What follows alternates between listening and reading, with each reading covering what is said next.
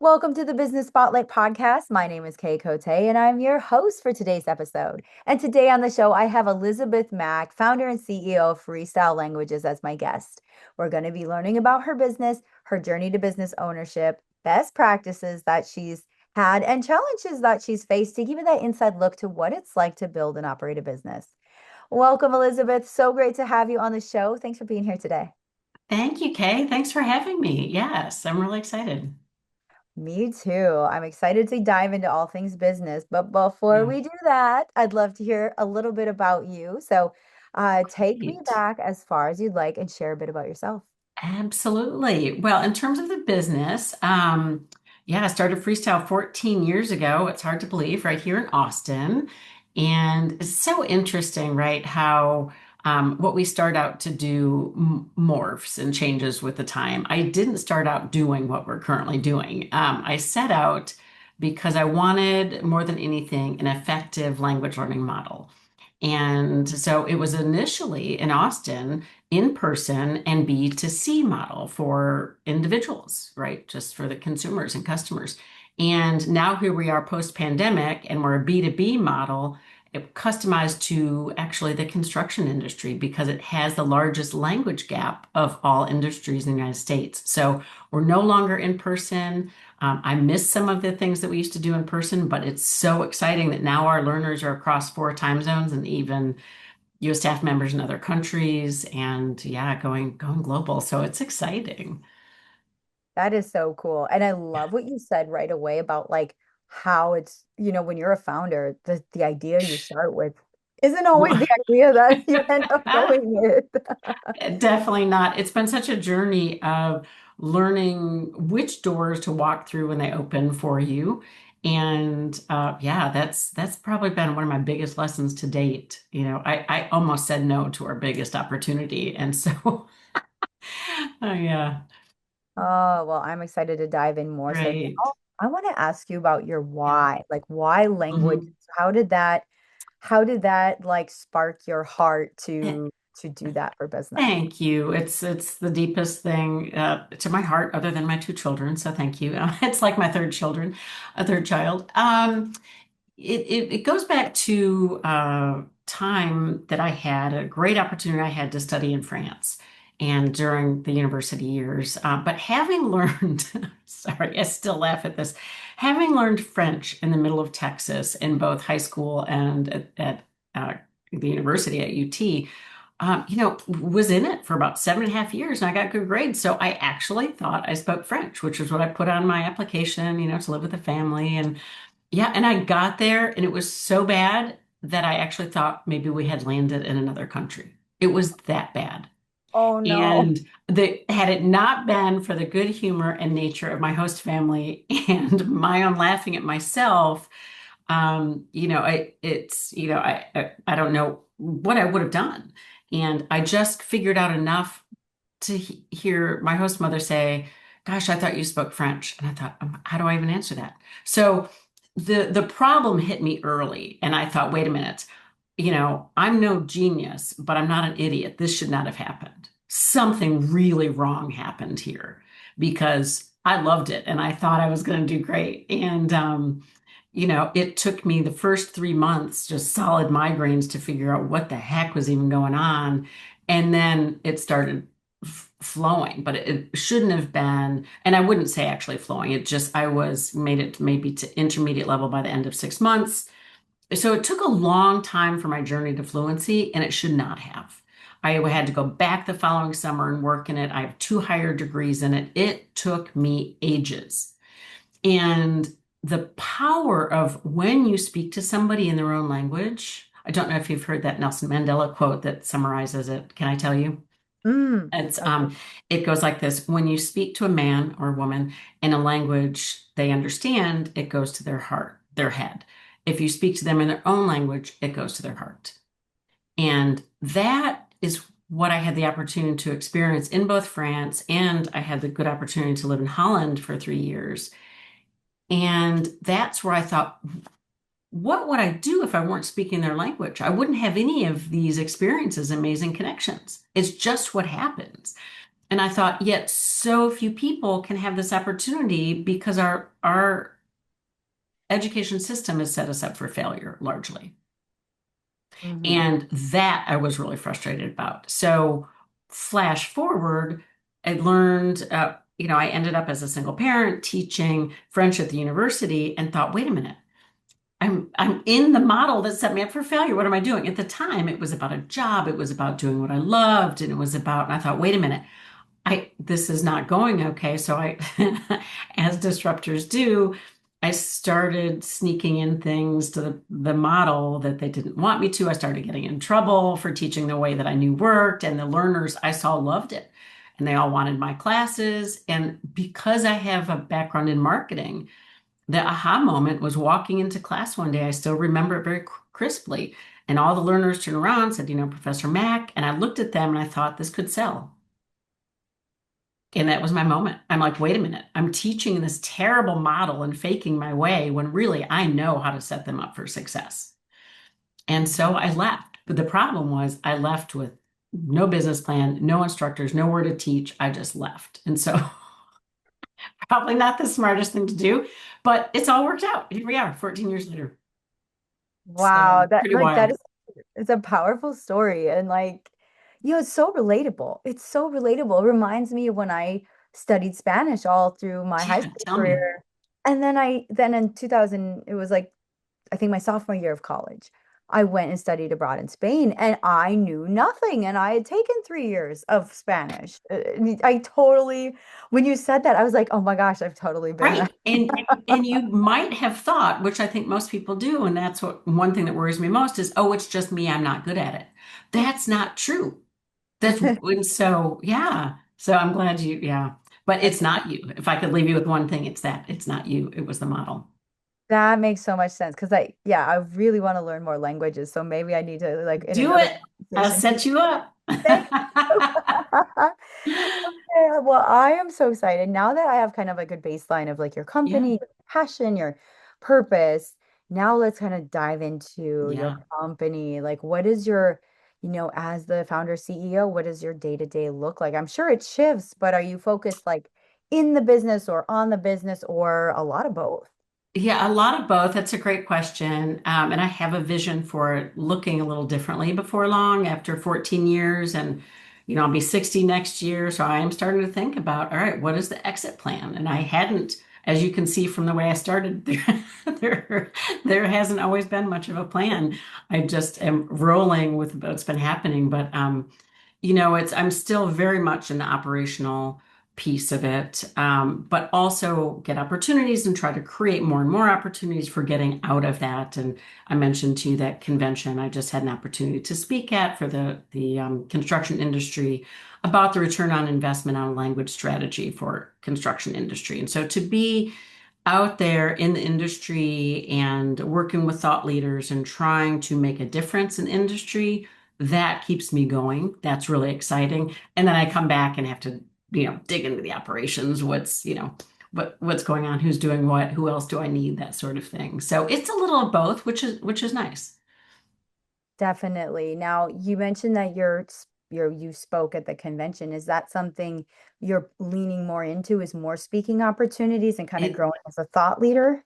it is. Thank you. I really do love that. I feel that I'm in my moment when those things happen, which I have a feeling you might be able to say the same. It's um, that feeling often described as being in flow when you're just in the moment. I'm just very, very happy in that space where I can both learn and share ideas and where I know that my idea can make a difference. And the construction industry workforce really, really needs what we're able to offer. And a lot of people don't understand that right now. So it's really important to me to get out there to spread that message. Definitely. Now, I'm curious, what are all the languages that you are offering? Great question. Fewer now, since we're focused on the construction industry in the United States.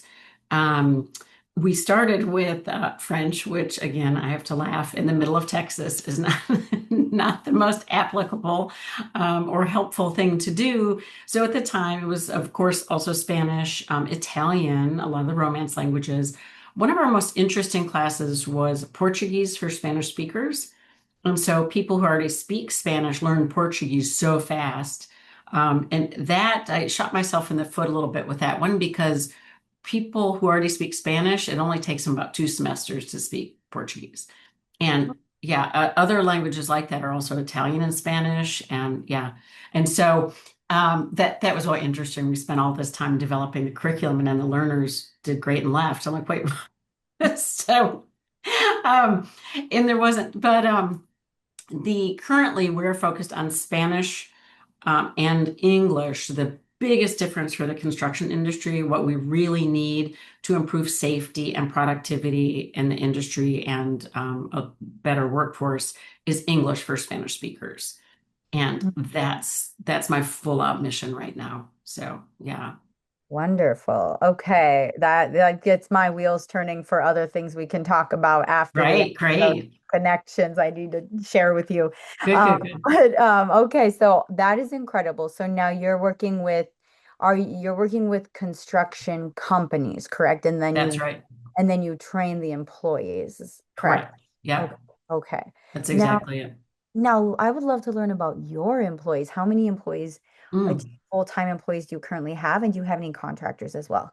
Both, yes. And that's also been a great learning journey. We have between 20 and 25 employees in a given time and about 5 contractors. I'm big on fractional experts. So I've got a fractional CFO who's been responsible for our success in the last year or two. We faced a lot of difficulty coming out of the pandemic and tanked a little bit. I don't mind saying I think it's important for people to hear those failure moments. It was was really scraping bottom. It was tough. And yeah, so I have a fractional CFO, fractional COO, great operator. It takes a lot of heavy lifting to get hundreds of learners online every day around the country, different time zones, different languages, different classes online. That's a huge operational lift. So I have a great operations team, fractional HR. Love having fractional HR. So I'm big on the fractional. That way you can surround yourself by just the best of the best. Yeah. Yeah, definitely. I like Yeah. how you broke that up into, full time, and then you said like contractor, fractional to kind of fit the Mm-hmm. gaps and fit where your needs are. Mm-hmm. Yeah. And now kind of like looking at your client base, the companies you work with, what's been your most successful marketing tool to gain more Mm-hmm. clients? Is it like Mm-hmm. more focused Mm-hmm. referrals or speaking engagements, or what does Mm-hmm. that look like? Both of those are great.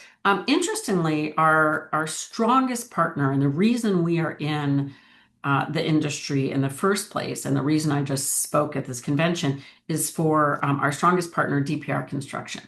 And it's been really, again, part of that journey about learning. When I was mentioning that I almost said no to this opportunity, it's because they had gone to outside experts to figure out what to do about their language barrier. It was so they knew that their workforce needed more. And, a slight pat on the back here, that expert found us for their solution, which I was very honored by. But so our longest, most meaningful partner, long time, really kind of fell on our lap, and I almost said no to. So we're still in the process of like, what does that look like? And what it looks like to us is finding those who understand um, what they really do. Are they leaning into what they mean when they say we have a core value is, our people practices, which DPR construction has. Safety is a core value, things like that. So when I hear, for example, from construction companies that safety is a core value, yet they don't have a language strategy, those two things don't line up for me. And so because OSHA says that 25% of job site accidents relate to the language barrier. And OSHA experts say that they think that number is low. I've met our Central Texas director, Monica Camacho, actually said, "Oh no, I'm on job sites all day, every day. It's higher than that. Let's get you new data." So people acknowledge this language barrier, but I think we need better data. And it's not that the construction companies aren't willing to see it. I think a lot of it is a data problem and an awareness problem that it can be fixed. So when Mm. it comes to multiplying that type of, we have a couple great partners, but for those who lean in and offer Spanish and English to all employees, like our larger client does, it takes a real leadership strategy to say, we are going to lean into this development of our people. We're going to make them safer. We're going to be more productive, and that language can actually do that. There are many people who still think, oh, we'll just get a subscription to an app, which don't get me started. But no, that's not a solution. But you could get me started if you asked me. I Yeah, take that back. Get me started. No. actually, yeah, I would love to ask you the question, what sets your company apart from your competitors, which Yeah. apps would be one of them? So that actually works out perfect. Thank you. Thank you. Oh, you're such a great listener. Thank you, Kay. Yeah, the thing is, again, going back to teaching at the university, when I had figured out what model actually works, when I started freestyle, and not until I had already left my other job with benefits as a single mother, by the way, and had nothing, did I learn that this language learning science has been around since the 80s and 90s and nobody's using it. So what sets us apart is that we are using language learning science. And part of that is about making it really fun and accessible. Our brain stops learning when we don't enjoy what we're doing. So we've set up a teacher training program. Even if teachers have, I don't care, 10 years of experience, they have to go through a 4 to 6 week training program with us because our model is that specific. We have, whether it's about the way adults learn with pronunciation and the oral block, what we hear that can be unlocked with pronunciation, certain, and how to teach through culture and multimedia and language as it's truly spoken through film and music and all of these things. It's everything but the textbook, everything but it. Do not use a textbook. And you'll be successful, right? Making it conversational because the human brain is designed for language. So when we are interacting and creating, the language learning science talks about meaningful interaction. When you are trying to understand and be understood, and your brain is in that activity, that's when language learning happens, is meaningful interaction. And that's not what apps can do. Hmm. Hmm. So it's just human brain designed. It's so easy, right? It was right in front of us the whole time. And so within 3 years, we had a proven model. But to tell you the truth, I wasn't sure I'd have a proven model. Again, I just left with no plans. And and one thing that made itself apparent was actually after, this is part of our model too, is having fun with it. It was after happy hour. We had a little bit of wine flowing. People do great when they're not under stress. And the instructor said, wait, you know what? Those learners just spoke for an hour in Spanish. Yeah, That was the moment, was actually over happy hour. I'm like, whoa, this is awesome. Okay, let's keep. that's So fitting. That's fitting. that's what I was able to say. Yeah, and we still do things like that. We have these bilingual mixers, weeks 4, 8, and 12, with companies who adopt a bilingual program with us. And we get Spanish and English learners online from all 4 time zones interacting and speaking to each other, but with a party-like atmosphere. And, English learners do this after 10 and 12 hours on a really hard, dangerous job site. They are that grateful for the opportunity. And it is just, that's the meaning of it all right there for me. Yeah, 100%. Because it's really that person to person it communication and really is. really is. And you said the thing about a couple of drinks. Like I have had the best conversations after Oh, like yeah. glasses of wine. Isn't that true? You're like, I'm sounding pretty good. I'm going to say this other thing. And then I'll also pretend I understood that other thing, even if you don't. And it'll still get you further in the conversation, even, or, understand the majority of it, right? You stop caring what you sound like, if it's perfect, and you start having fun with it. And our brains love that. Definitely. Yeah. Definitely. Well, So, now I really want to dive into challenges because as a business owner myself and as our listeners are, absolutely. we have all faced challenges and Hmm. when we're the boss or when we're the leader, it's like, who do we turn to? So this is an opportunity where we turn to each other. So Right. I'd love to share what is something you're currently challenged with in your business. Mm. Hmm. I did a current challenge. Again, it goes back to having no plan. And I wish I had done this 10 years ago. This part of it is creating repeatable, consistent processes. And so it's another new fractional that I have, an internal auditor who's helping us create SOPs, those standard operating procedures. And look, and they're arising out of what I love most about this. Well, I love it and I hate it, right? I hate that these problems arise, but I love this new solution where that, we're confronting them when the problems arise, right? So pretty soon we hope to be doing it a little more proactively. But right now, when a problem arises, let's say something happened with payroll. Great. Where's the SOP for payroll? Why did that happen? Get this person put in place, meet with the team, make sure that, right? So yeah, I used to do payroll by myself. That's no process.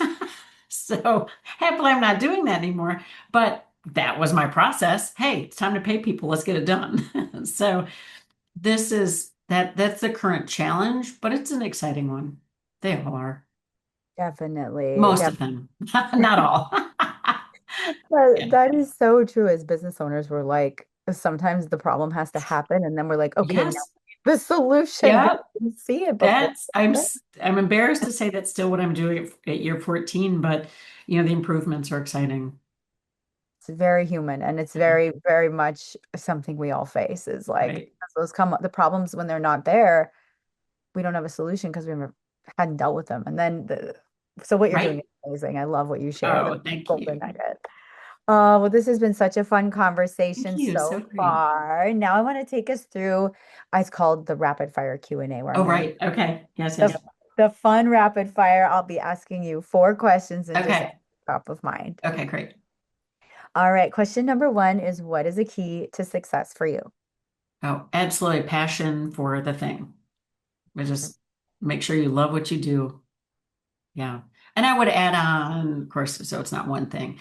Um, find that portion of it that makes a difference, that can get you out of bed every day, even when things are tired and even when things are rough. What's making a difference in people's lives? Is this going to do that? And I'm relentless about that. Yeah. That's good. I like that. Number two is, what is a piece of advice you have for other business owners? Oh, geez. Um, Surround yourself by experts. There's so much I'm not good at. I'm just good at a few weird things. And so the experts, I still marvel at. How are you good at this? I'm not good at that. So being aware of what you're not good at is important. And yeah, I'm good at acknowledging I'm not good at a lot. So, but I have really great experts. Yeah. That's amazing. who Yes. who yeah put up with me, it's yeah, it definitely, yeah, humor me with the what do you want now. I'm like, yeah, of course we can do this. I'm a very yes, everything is possible, and I think that makes people crazy, but you know Got a lot in common. yeah. Oh, number three is, now this is kind of a fun one. It could be a book, a piece of content, an article, just anything that's Oh read yes, with you. absolutely. I would have to say, and it's sitting right here actually, Hidden Potential by Adam Grant. I don't Ooh, know if you've read, oh my gosh, that's been in fact, I think I just talked about it in my talk last week. Great, sociologist, social psychologist. He's great to follow on LinkedIn. Um, in his chapter number one of Hidden Potential, I was floored by this. I read the first chapter three times because I was so excited. He starts off with polyglots, people who speak six languages or more, as showing us the key to our human hidden potential, which is that adult language learners show us that it's possible to become a polyglot, first of all, as an adult. And it's really important that humans understand how good we are at language learning. And the reason that is, and that what he's uncovered, that hidden potential, is not that it's a cognitive hurdle for people. Just like your experience in Spain or mine in France, it's a motivational hurdle. It has everything to do with people getting comfortable being uncomfortable. Hmm. period. So I would go so far as to say those people like myself who don't care about what they look like dancing make great language learners. Right? It's just you get comfortable being uncomfortable. You're gonna sound funny. You got to put yourself out there. And at that intersection, that's your hidden potential. Wow. And I always thought, oh, it's go a ahead. great book. I was gonna say, yeah, yeah. I always thought I sucked at languages, but I love No, I you do dance not. like I a promise you. monster. Maybe I'm You 100% do not. You do not. I Oh, know. that's good news. So And then that's yeah, that's a great book. I just want to read chapter one over and over and over. I wrote it down. I'm gonna have to Okay, check. good. And the fourth question. This is Okay. now feel free to take your time on this one too. Hmm. If I handed you a magic wand Mm, and you had the ability to change one aspect of your business for the better, what would it be? mm. Uh, Today, might change tomorrow. Today, getting things shaped up and cleaned up and improved through AI. And so Mm, getting on that train is exciting, but has to be handled with care and kid gloves because it is such a human endeavored enterprise that we're in. And my instructors are not going anywhere. And we actually did have a potential acquisition on the table last fall, and they wanted to make it all AI, and it was a deal breaker. It's yeah. absolutely not. It's not happening. But looking at where, and I have a good sense of where I want to do that and to get that done to improve it, I think there's a lot we can do. But yeah, give me that magic wand, man. I would get that done today. Oh, well, thank you so much for Yes. sharing that. This has been such a fun conversation, Elizabeth. How can people connect with you and your company online? Really great, Kay. Well, let's see. We are at freestylelanguages.com. For the construction industry, there is a language at work page that focuses on the work that we do there and on LinkedIn. Our language at work, that's our program dedicated to the construction industry, which a few years ago was just a part of what we did, but now it's everything. So LinkedIn, pretty much, But thank Oh, you. wonderful. And we have one more question, our final Okay. question. What is most inspiring to you today? Most inspiring. Well, gosh, people like you spreading the word for people doing hard work. Thank you. Um, and the people that I work with, I just touched base today with the leaders of my side passion project, the Texas Anti-Poverty Project. And I just feel endless inspiration by people who who are working to improve people's lives. Mhm. And yeah, that keeps me going. Yeah. Oh, well, thank you so much, Elizabeth. This was such a great conversation. Thanks for Thank being you, on the show. Kay. It sure was. Thank you so much.